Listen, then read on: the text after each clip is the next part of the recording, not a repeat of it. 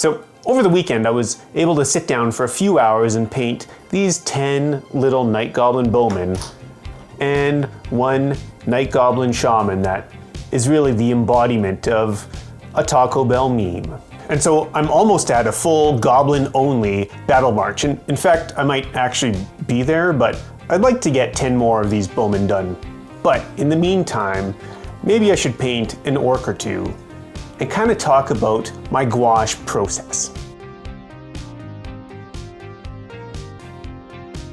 Now, one of the things that I really like with gouache paint is this idea of reactivation. See, once a paint is on the miniature and dry, just some water will reactivate the colors that are there. So because of that, I like to get an all-over coat of some amount of gouache over the miniature. And for these orcs and these goblins, that's been this burnt sienna.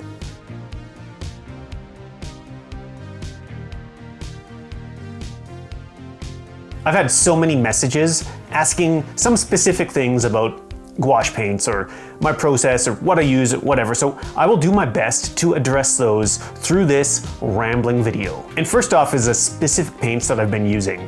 Now, for the most part, I've just been using this inexpensive Meaden set, but your mileage may vary. This is theoretically an acrylic gouache, which shouldn't necessarily reactivate, but most of the colors that I'm using do in fact reactivate, and that's partly why I'm using them, although I have found a few that don't do it nearly as well. Once I've got a dried coat of whatever I'm starting from, again, burnt sienna with these fellas, I'll start applying the next layers of paint.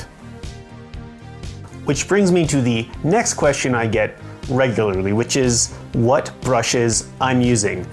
And these are just cheap synthetic brushes. I think this was like a many multi-pack, like a 30 brush pack from Michaels. I've been using this one for months and there is no longer any kind of branding on it.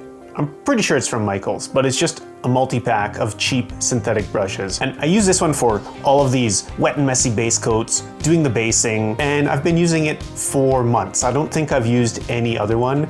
It's fraying and splaying out, but it still works perfectly fine for what I use it for. And the other one are just, again, more inexpensive synthetic brushes. I've been using this one for a couple of months as well, and it's starting to have this hook tip. But the way that I paint with these, I don't need a particularly fine tip. I just want something that's a little bit smaller to get a little more control.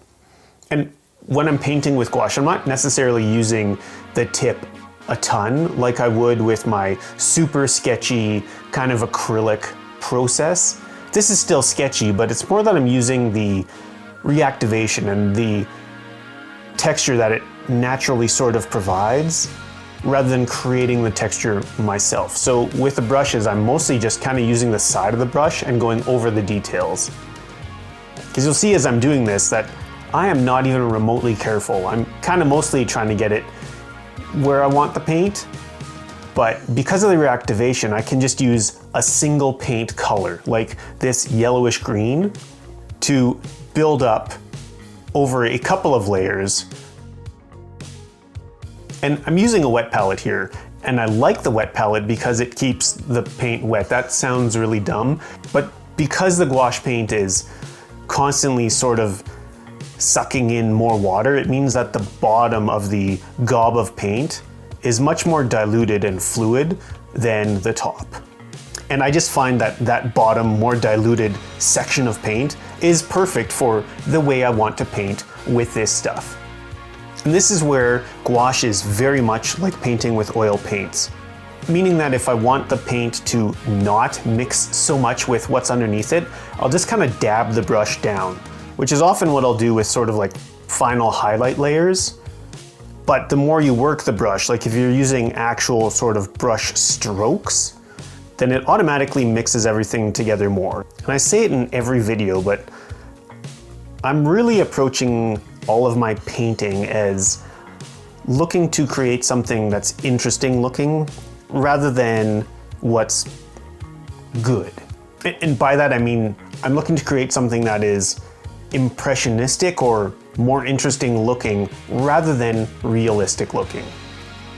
They're little plastic war dollies that I'm playing games with. I really just want them to look interesting, rather than what we've traditionally considered to be good. Something that stands out as interesting is the quality. Now, one of my core tenets, that sounds way too intense. One of the fundamentals of using gouache, to me, at least what I've been doing to date, is keeping pretty minimal, pretty limited palettes. So for these orcs and goblins, I really want the skin to be the primary thing that pops out, and the rest of everything can kind of just be there. It doesn't need to be particularly refined. And so all of the skin is done with yellowish green and yellow. And that's it, and that makes it bright and vibrant, and everything else kinda just looks the same, or close. Tan, this lunar gray, which is a very warm gray, and light gray blue for all of the metal. And so when we include our burnt sienna and a little bit of white for things like teeth and claws, that leaves us with 3, 4, 5, 7 paints, plus black for the base room I guess, but 7 paints.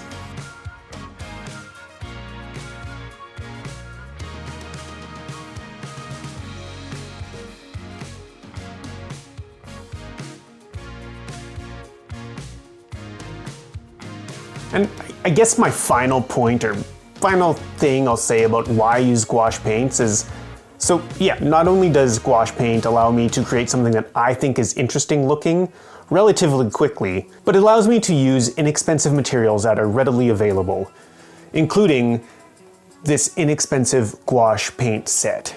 Because this hobby is expensive enough, and I think using all of the stuff, all of the materials, everything that's marketed towards us miniature hobbyists specifically, is just really expensive. And so I've just been on a journey of using the least expensive materials that I can. Anyways, as always, I'll have close-ups of these as soon as I've finished yapping. And most importantly, because I forgot to say it last time, thanks for watching. You are awesome. And hopefully I'll see you tomorrow or soon, or I'll see you.